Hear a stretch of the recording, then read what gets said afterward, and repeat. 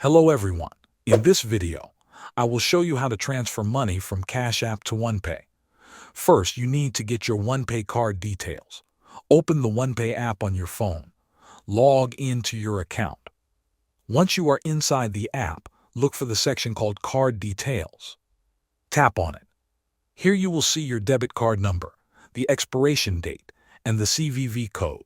You will need all of this information for the next steps, so keep this screen open or write the details down somewhere safe. Now, open Cash App on your phone. Make sure you are logged into your account.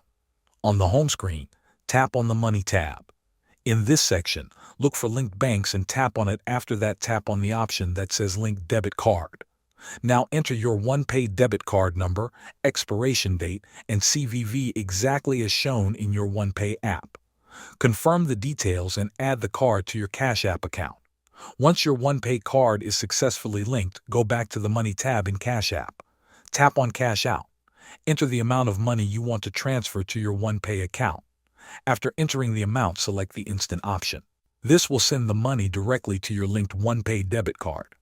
Keep in mind that Cash App may charge a small fee for instant transfers. Thanks for watching.